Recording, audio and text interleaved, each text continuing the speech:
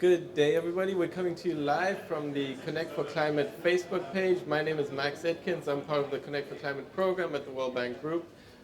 We've been covering the Innovate for Climate Finance and Markets Week in Barcelona over the last 2 days.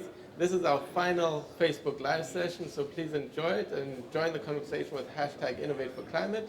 So to summarize what happened over the last couple of days, we're fortunate to have James Close, he's the Director for Climate Change at the World Bank, joining us for this session. So James, thank you very much for being with us. And we just really wanted to get your takeaway from the whole conference. But first, before we go into that, let's talk a little bit about the World Bank Group and really what does the World Bank do on climate change? And maybe also explain a little bit in terms of the climate action plan that we put out last year. Yes. Well, thank you very much, Max, and hello to everybody in the audience. I think the World Bank has made it very clear that you can't deal with extreme poverty without dealing with climate change. And a year ago, we published our climate change action plan, and that had a whole series of measures that we as an institution were committing to enable us to scale up our commitment to climate change. We then went to Marrakesh and we talked about doubling down on climate change. And we remain completely committed to the 28% target that the President announced ahead of the Paris climate change talks. And our President, Jim Kim, has often said, we cannot end poverty if we don't tackle climate change. So what exactly does that mean? How does one tackle climate change? Well, the first thing is we have to do what we can to reduce emissions as quickly as possible. So that's a whole series of actions around mitigation, ranging from energy efficiency to accelerating the rollout of renewables to reducing deforestation. We're also looking at low carbon transport solutions and sustainable mobility, as well as energy access for all. And at the same time, we have to think about the impact of climate change that's already happening for many of the poorest and most vulnerable in our client countries. And they're really exposed to increases in temperature, to major water shortages, to greater risks of climate disasters. And we're looking to support those countries by helping them build resilience into their environments, into their economies, and into their response to climate change, and helping them to adapt as much as they can to the challenges that are going to face them today and in the future. Yeah, absolutely. I mean, the figure around that is that if we don't take action on climate change, more than 1 million people could go back into 100 million. 100 million people would go back into poverty. Absolutely, and it's really the scale of the effort that we need to ramp up, right? And that's where we come to this conference, Innovate for Climate. How can we innovate around climate action? How can we use the financial systems in place? How can we shift the markets? And how can we advance the technologies through innovations to achieve the ambitious climate action we need? Yeah, well, Max, when we talked about rebranding the Carbon Expo to Innovate for Climate, I think we had an extremely ambitious agenda in terms of how we would bring together the private sector, the public sector, and civil society, as well as philanthropists, to accelerate action on climate change. And I think in setting up that context for this conference, we're really pleased with the way in which it's delivered. We've had a tremendous interest in it, an enormous commitment, and some fascinating panels and discussions. And if I just characterize those in the context of innovation, I think I'd say that we've really seen the future as it might be over the last 2 days.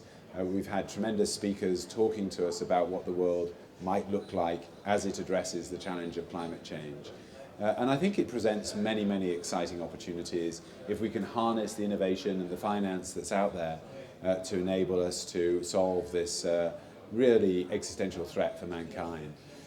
So I'd say the innovation piece sort of falls into 3 areas. We've got the, if you like, transformational innovation around things like blockchain. I mean, how that is going to fundamentally change the world in which we live, and how can we harness that for a low carbon future.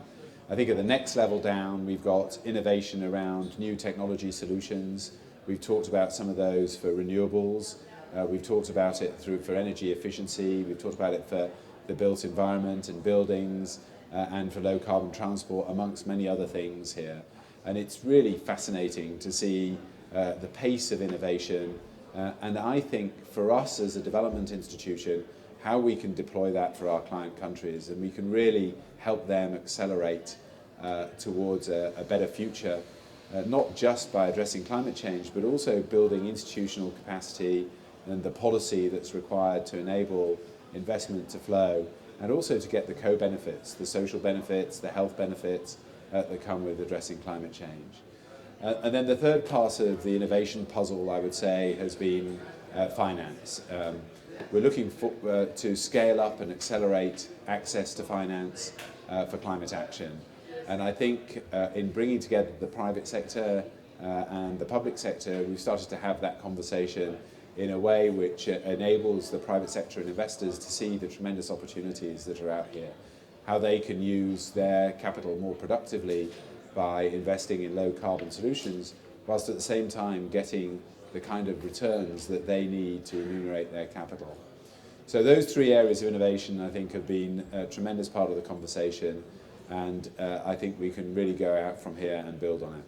Absolutely, and we've heard a lot of the examples of those here at the Digital Media Zone, from a partnership between the UNFCCC and a new carbon exchange platform, to the blockchain example that you're talking about. And it's really been inspiring and interesting to hear those conversations, but also to see how they're actually being implemented. And it's the final question is really looking ahead. How are we going to really scale up, the climate finance and technology that we need to achieve the climate targets? Well, Max, you know as well as I do that the urgency of addressing this is enormous. We really do have to move as quickly as we possibly can.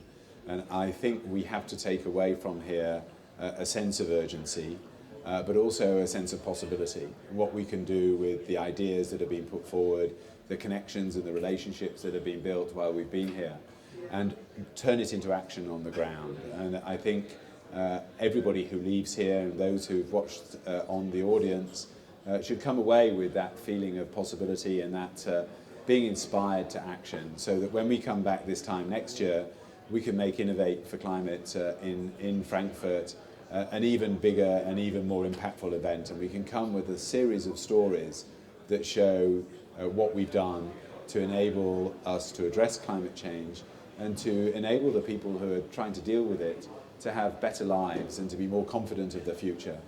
And I think particularly for those of the younger generation who are going to have to face this for the rest of their lives, it's a real call to urgent action. And I hope that they build momentum around this, hold us all who are a bit of an older generation to account, to put our energy into making this happen, and really breaking down some of the established ways of doing things so that we can take advantage of these tremendous opportunities that are presented to us. Absolutely, and in many ways these climate actions are actually already in place. So we've seen the progress in renewable energy and energy efficiency and sustainable mobility and the growth of low carbon resilient cities, the activities to prevent deforestation and promote climate smart agriculture. So in closing, what is your one message takeaway that you'd like to share with the audience, with the young people out there? Well, I think it's as simple as the title. Go out there and innovate for climate, and bring all of your energy, all of your commitment, all of your resources, come with a sense of possibility and hopefulness, and let's address this together and figure out ways of making a better future for all of us. Excellent, thank you very much. So you've been live on Connect for Climate's Facebook page. Please engage with us with the hashtag Innovate for Climate. And this is concluding the Digital Media Zone at the Innovate for Climate Finance and Markets Weeks in Barcelona. Thank you so very much. Thank you very much, Matt. Appreciate it. Thank you very much. That was great. Very good. It's a wrap. James closing. Close. He's the closer. Yeah, we should always make That was it, yeah. Great job, James.